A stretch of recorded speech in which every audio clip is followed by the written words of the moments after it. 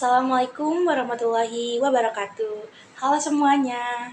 Perkenalkan, saya Irenia Syawalia Yolanda dengan NIM 12340300106 dari jurusan Manajemen Dakwah, Fakultas Dakwah dan Komunikasi. Nah, pada kesempatan kali ini saya akan memaparkan jawaban dari UTS mata kuliah Etika Dakwah dengan dosen pengampu Ibu Dr. Umi Salwa SOSI MAG. Simak ya guys. Nah, yang pertama itu ada jelaskan pengertian etika dakwah secara bahasa dan istilah serta ruang lingkup etika dakwah. Pengertian etika. Etika berasal dari kata Yunani ethos dalam bentuk tunggal. Mempunyai banyak arti yaitu kebiasaan, adat, akhlak, watak, perasaan, dan sikap cara berpikir dalam bentuk jamak. Ta eta artinya adalah adat dan kebiasaan. Etika standar-standar moral yang mengatur perilaku, mengatur bertindak, mengharapkan orang lain bertindak. Dan etika adalah ilmu pengetahuan, kesusilaan, dakwah. Kata dakwah berasal dari kata kerja da'a yada'u yang artinya mengajak, menyeru, dan memanggil. Secara bahasa atau etimologis berasal dari kata al-nida yang artinya menyeru ataupun memanggil.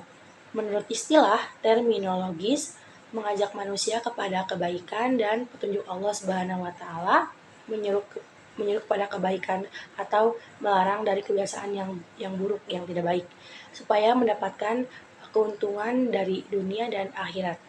Pengertian atau makna etika dakwah secara sempit, tata krama, adab dan kesopanan dalam berdakwah baik dalam tampilan, tutur kata maupun tindakan dai dengan nilai baik dan buruk.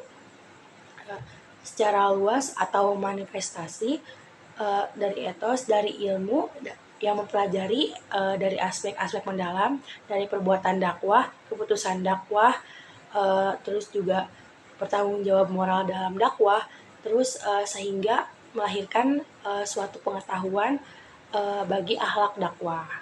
Yang kedua yaitu jelaskan 4 landasan etika dakwah serta ayat Al-Quran. Nah, landasan teologis. Ciptaan Allah yang paling dicintai adalah orang-orang yang beriman dan yang paling sempurna imannya adalah yang paling baik akhlaknya. Jika yang paling sempurna imannya adalah yang paling baik akhlaknya, maka yang paling cinta kepadanya yang paling baik akhlaknya. Al-Quran Surat Al-Qalam ayat 4. Bismillahirrahmanirrahim. Wa innaka ala khuluqin azim. Dan sesungguhnya kamu benar-benar berbudi pekerti yang agung. Grup etika dakwah. Kerangka analisis objek pandangan nilai. Yang pertama, tergantung pada objek nilai. Terlepas dari kecenderungan agama, kesenian, dil murni, dan alamiah bersifat objektif. Tergantung pada subjek nilai penilaian, bersifat subjektif, cara pandang terhadap sesuatu, barang, atau perbuatan bisa berbeda. Misalnya, cara pandang agamawan beda dengan sekularis. Yang kedua, kerangka analisis. Aktivitas menilai apa yang dinilai, apa yang dijadikan standar untuk penilaian dan bagaimana cara untuk menilainya. Etika dakwah, objek penilaian fokus pada perbuatan dakwah, da'i, mada'u, manhaj, wasilah, maudu, madah, dan al-qasud. Maaf ya guys. Kerangka analisis perbuatan dakwah menyangkut aspek dohir dan batin. Gerakan fisik mencerminkan motivasi, kehendak, hasrat, dan kebiasaan watak dan tujuan. Selanjutnya, landasan filosofis. Mengapa manusia harus beretika atau bermoral? Manusia yang baik terdiri dari unsur. Benda hidup berkembang ditambah nafsu, akal, dan moral.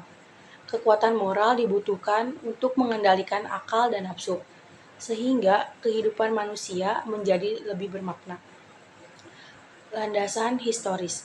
Secara formal, etika dakwah dikenal sejak sekitar tahun 2003 di Fakultas Dakwah.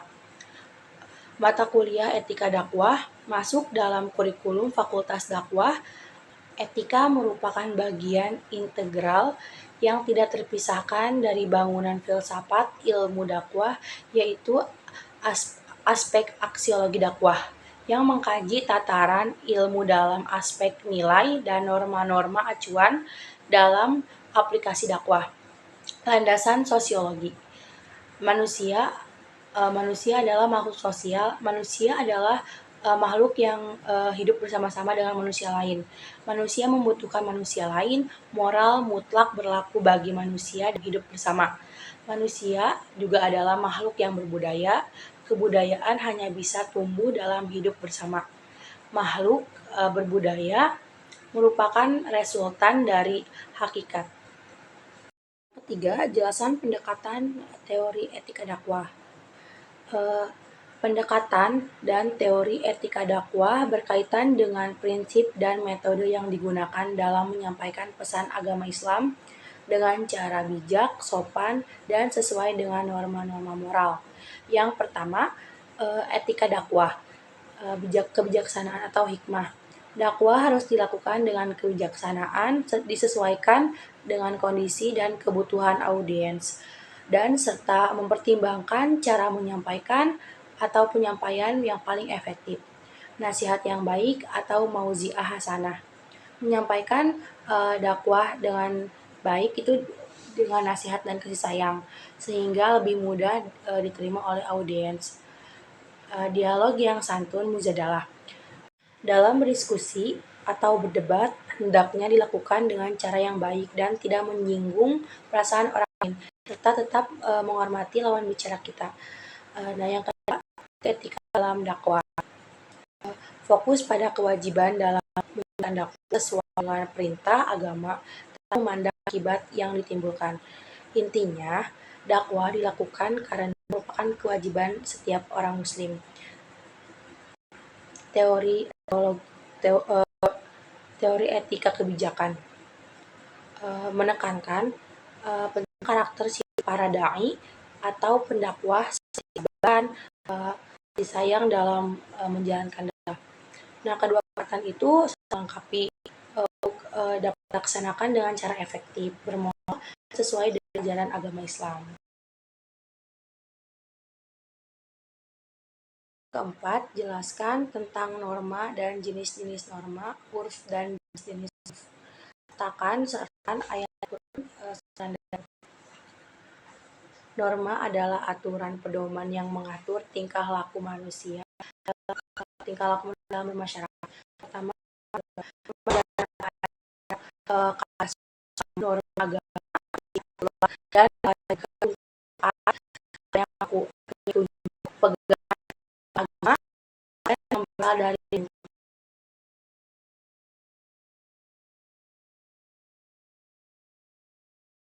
yang kedua, norma hukum. Norma yang berdasarkan pada aturan hukum yang berlaku pada suatu negara ataupun nasional. Norma mempunyai fungsi agar tercipta ketertiban atau keamanan pada suatu negara. Yang ketiga, norma kesusilaan. Norma yang menghasilkan akhlak yang baik bagi seorang yang dianggap baik dan mempunyai fungsi sebagai pegangan dalam melaksanakan nilai dan moral dalam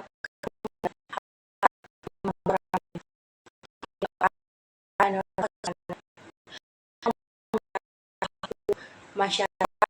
Norma yang berkaitan dengan bagaimana seorang harus berlaku dalam belajar dan hidup bermasyarakat.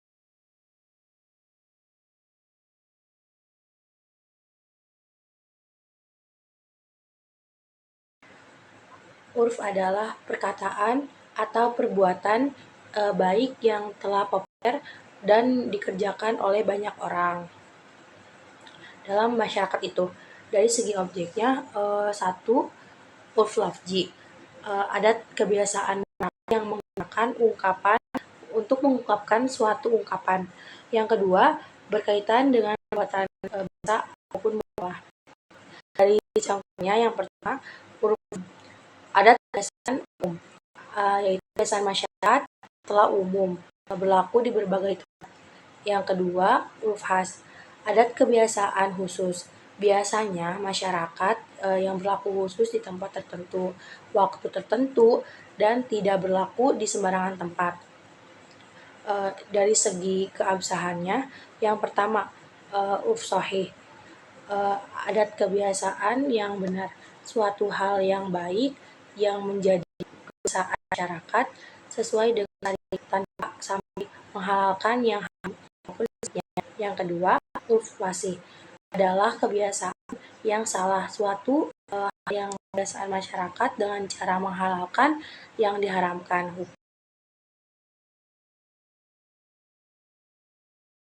Dasar penggunaan uruf adalah Quran Surat Al-A'raf ayat 199. Bismillahirrahmanirrahim.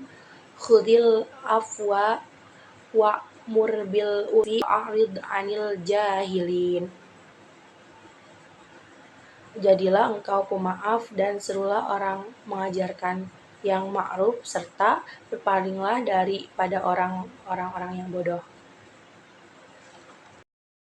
Akhlak dai dalam Al-Quran, sebutkan 5 saja dan jelaskan penampilan kepribadian dai. Akhlak dai dalam Al-Quran antara lain seperti bersikap lembut, tidak kasar, maaf, tawakal, dan rendah hati.